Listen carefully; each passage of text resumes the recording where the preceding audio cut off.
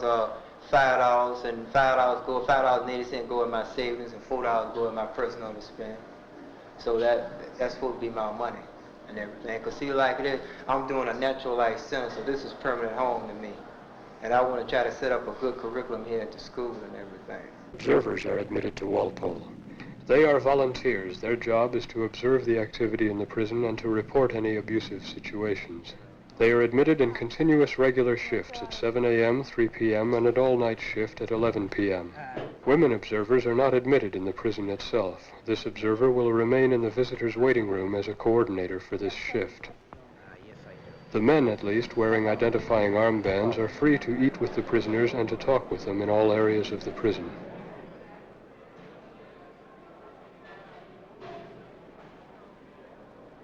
The guards, on the other hand, are confining their presence to security control points, such as the visitors' waiting room.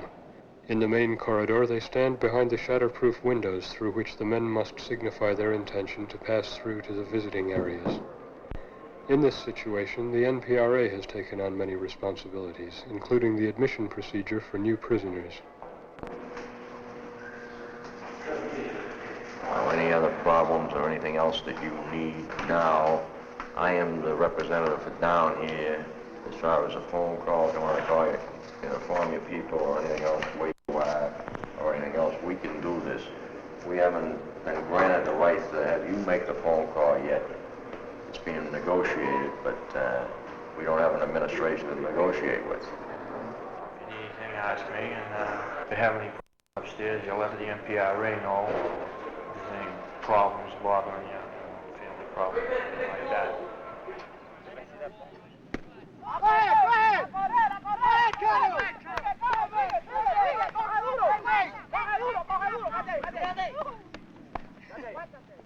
All right, bring him in. All right, bring him in. Big rally. Big rally, team. Bring him in. Larry, just run the front. They can't catch them hot ones.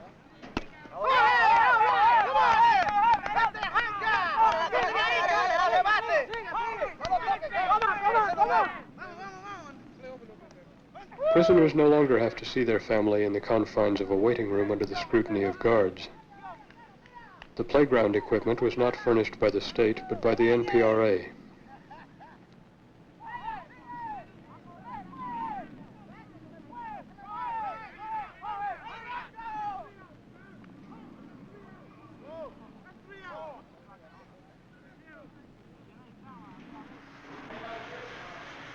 You got an exhibit? Where? Oh, this one in particular and others that I have are going to be exhibited May 4th at the Museum of Fine Arts.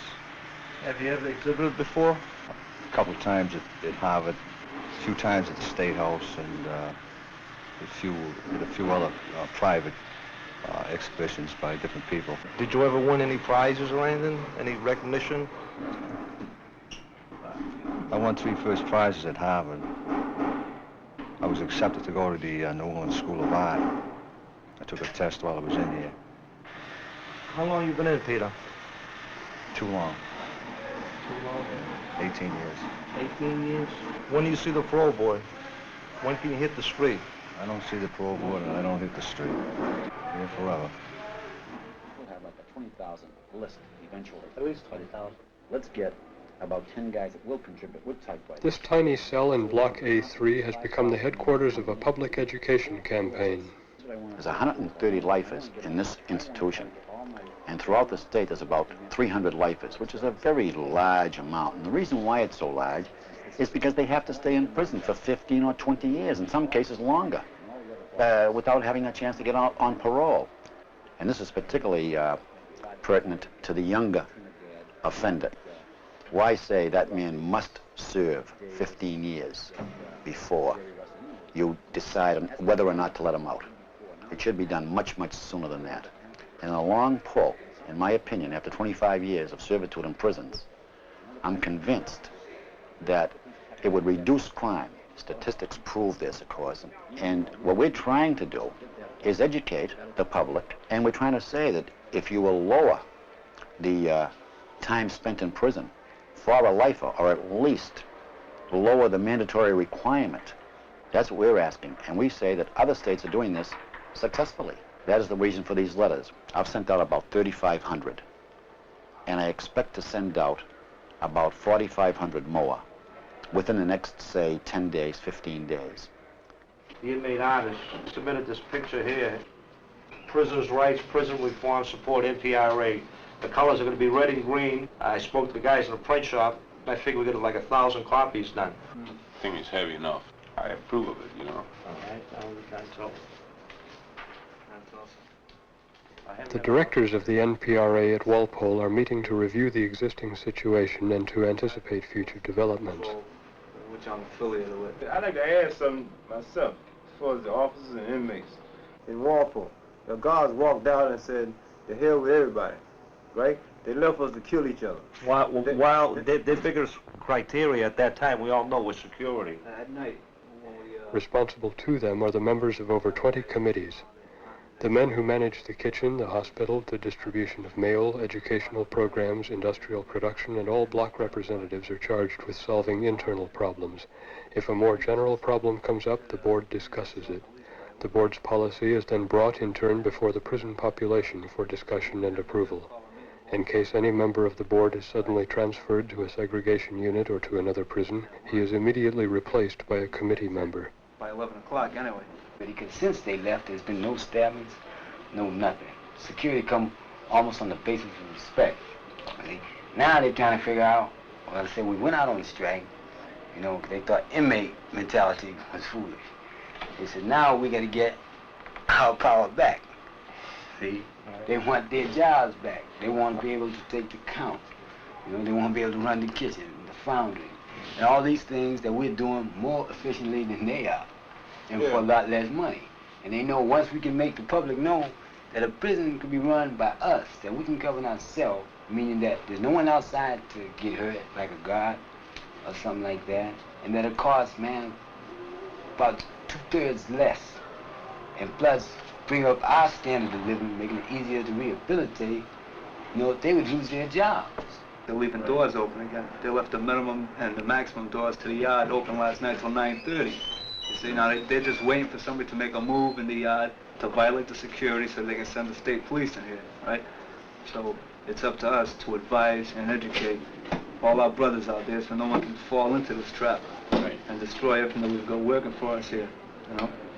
We better keep always, like, we have 2 steps ahead of them. Yeah. It's not just the cons that are being harassed right now and undermined, it's also the cadet screws that are coming in here, the new screws, and the observers. Now, the guards are slicing their tires out in the parking lot and cutting their water hoses and, you know, just harassing. That's a crime, isn't it? They're committing crimes against them, right, right. That's what they're doing to the cadets and the observers that are coming in here. See, to undermine it, to undermine the whole movement, to get the cadets to quit and walk out, and the observers to quit and walk out so they can come back in and initiate their reign of terror again, so they can go stalking the corridors with their blackjacks and pulling guys out of the cells after 10 o'clock count. The goon squad, right? They all take a detour and go down to 10 block. You're right. Now you talk about control, what about those guys up there? They get beat up every night, you understand me? Now it was in the paper, and the cadets observed this. And our observers observed that the marshals taking the guy, I forget his name, you know his name, you was up there, right? Whitehurst, right? They beat him up in front of the cadets. Locked Charlie Kraft or somebody up in a cell until they took care of to what they call their business. If it wasn't for them observers, it would have never hit the papers. In fact, them police there have been suspended. I personally believe it isn't only the screws here in Massachusetts. I think it's all over New England and maybe from across the country are calling this Doyle, the president of the Guards Union, and telling him to tell the guards to play games with us as often as they can so they can break us. Right now we have the unity. That's the only thing that come out good during the December 29th lockup was Perel united us. We never was this united in all the years of this prison was here, 17 years. And now the whole country, all the other prisoners are watching us, and they want to know what our final outcome is going to be here at Walpole. Are the screws going to be able to walk the corridors, or they're just going to stay in the control? Are we going to have a say of what kind of programs come in here, educational, vocational, and what have you? At the same time that the NPRA took responsibility for all functions inside Walpole, prisoners' rights groups from Massachusetts, New Hampshire, Rhode Island, Vermont, Connecticut, and Maine assembled outside the